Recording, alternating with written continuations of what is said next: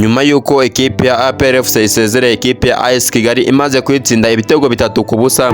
Abanyarwanda bari bategereje ikiri buze kuva hagati y'ikipe ya Police n'ikipe ya Rayon Sport mu rushanwa rya Heroes Cup cyangwa se igikombe cy'intwari. Byarangiye rero ikipe ya Police isezereye ekipe ya Rayon Sport nyuma yuko abakinnyi ba Rayon Sport baje gukora amakosa akabaviramo penalty yaje gutsindwa n'umusore wa Police byirungiro rage, bigatuma ikipe ya Police isanga ikipe ya APR FC ku mukino wa nyuma w'iki gikombe cya Heroes Cup. Ariko ntago ari byo ndibuze kubabwiraho gusa, kuko ndibuze kunyarukira muri transfer yavugishije abantu benshi cyane, kuko umukinnyi Nigena Clement mu defense wa APR FC amakuru yavuga ko ashobora kujya mu ikipe ya Al Hilal yaje kuba asubikwa akomeza yongera amasezerano mu ikipe ya APR FC. Ngero tugiye kwandikwa ari Rwanda, nimba rugwa mbere kuri YouTube channel ndasaba kwa kana subscribe tukajya tubana buri munsi.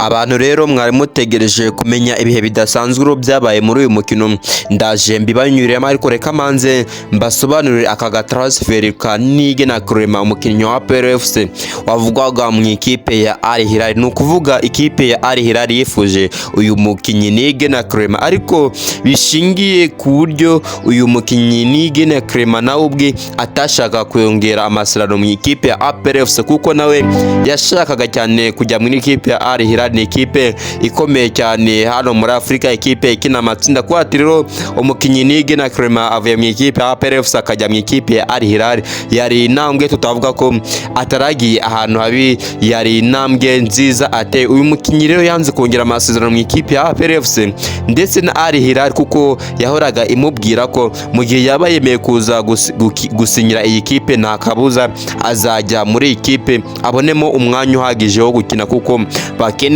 umudefenseur. Uyu mukinnyi rero nyuma yuko yari amaze guhakanira ikipe ya APR FC kadashaka kongera amasezerano, ikipe ya Al Hilal FC itangira kugenda ikomanga ku miryango y'inzugi za APR FC ibabwira ko ishaka uyu mukinnyi Nigena Clement. Ariko ukuntu byakorwaga, hari ibintu system muri APR bakoresha, kuko iyo udatanze inyandiko cyangwa se wandike usaba ikintu runaka cyangwa se umuntu runaka, nimba ari n'umukinnyi ushaka, bo baba bashaka ko ubisaba ubinyujije mu nyandiko. Rero ku ikipe ya Al Hilal yahamagaraga ku matelefone, gasanga yahamagaye bamwe mu bayobozi ba APR FC ibabaza uyu mukinnyi, nago aho ngaho APR FC bashobora kugusubiza bagohereze igisubizo cyanyacyo cyangwa se cyaguhereza umwanzuro w'ikibazo warubabajije.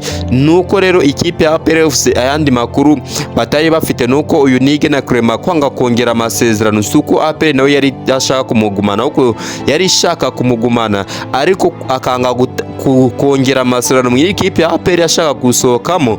Gusa ikintu cyabaye rero, iyi deal izagupfa bikarangira atagiye muri ikipe ya Al Hilal, kuko n'ubundi yari hanze kongera amasezerano yari yashaka kujya. Ikipe ya APR FC baragiye bicaza uyu musore Nigena Clement baragenda baraganira, ariko nanone bitakuraho ko uyu Nigena Clement yanze kongera amasezerano mu ikipe ya APR yari yabanje kuganira n'ikipe ya Al Hilal, ibintu byose babirangije.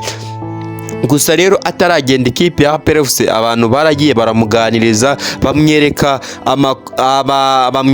impamvu zitari nkeya akwiye kongera amasezerano muri ikipe ya APR FC. Rero ibyo biganiro yari yajyanye na Al Hilal bituma biza gupfa, kuko uyu Nigena Clement nawe kwemera gusinyira APR byarangiye bamwongereye umushahara, kuko aka kanya tuvugana Nigena Clement azajya ahembwa miliyoni 7 z'amanyarwanda. No kuvuga ku mwaka azajya ahabwa n'ikipe ya APR FC miliyoni 117. Ni amakuru meza mwari mukeneye. Rero natabatindiye reka twihute bimwe mu bihe bidasanzwe biri buze kugaragara muri iki gikombe cy'intwari cya hano iwacu mu Rwanda. Gusa nongera kubibutsa gukanda subscribe cyangwa se ugakanda like kuri iyi video kugira ngo irusheho kugenda ikwirakwira. Akamaro ka subscribe mba nkubwira no kugira ngo ubutaha ninshiraho indi video ushaka andi makuru meza agezweho kandi yizewe uzajya uyabona kuri YouTube channel bitakugoye. Twihuse rero ikipe ya APR FC ndetse na Rayon Sport namwe mu makipe yagiye agira ibihe bidasanzwe, ndetse ugasanga na makipe akunze guhurira kuri finale. No kuvuga rero turabuze guhera mwaka wa 2017 kuko irushanwa niho ryatangiye kujya riza mu rwego rw'umupira w'amaguru rya Heroes Cup.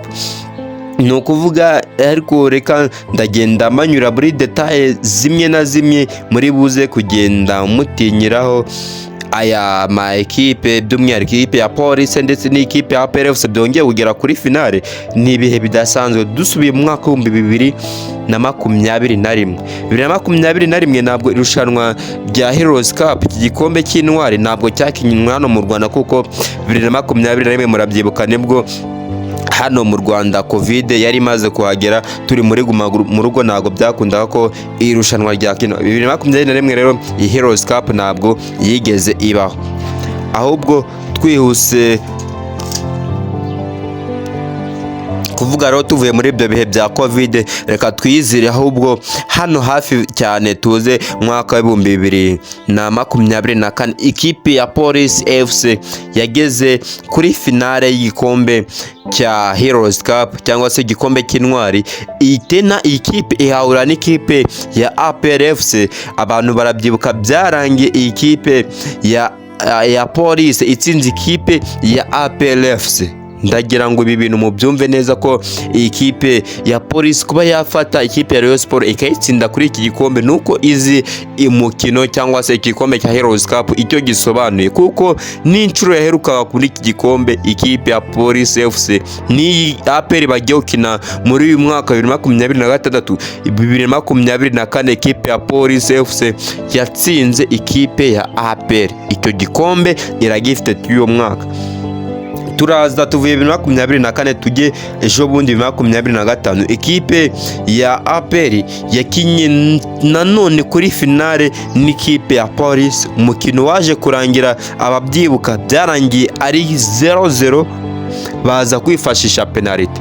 Tagira mu byumve neza ko ikipe ya Police ari ikipe ukwiye kwitondera, utakwiye gusuzugura ngo yatsinze Rayon Sport penalty ngo yayiguyeho. No, irabikorera. Ushobora kuba utayibona muri championnat uzumve mu matransferi akomeye y'abakinnyi, ariko iyo bigeze ku mikino nyingi ikipe ya Police ni ikipe ubukwiye kwitondera. Ikipe ukina umukino umwe ya utsindiga tigera finale, nicyo nzi cyo ikipe ya Police yageze finale ni ikipe ibikomeye igenda ikadefanda neza ikakwataka ku buryo ki mudakijijwe na penalty ntago upfa kuba wahigendana. Rero umukino uheruka 2025 ikipe ya Police rero byaje kurangira itsinzwe na APR FC ariko bifashije penalty, kuko byarangiye ikipe ya Police itsinze penalty ebyiri mu gihe ikipe ya APR yari imaze gutsinda penalty enye. Birangira ikipe ya APR FC yegukanye igikombe cy'uwo mwaka. Ariko urumva ikipe igeze finale inshuro ebyiri zikurikiranya ntago ari ikipe ubukwiye kuvuga ko ibitabikoreye.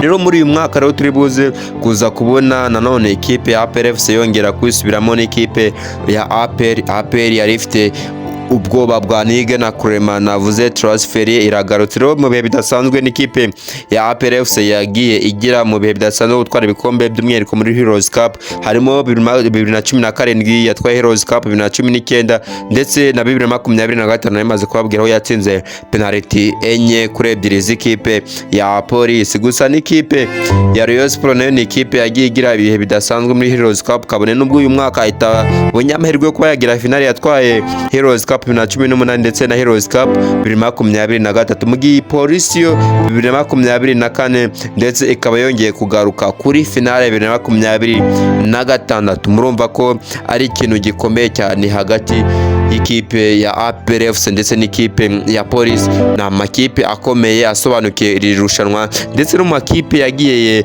akina finale nyinshi. Ikipe ya Police ni ikipe udakwiye gushyira ahantu hari hose pembeni.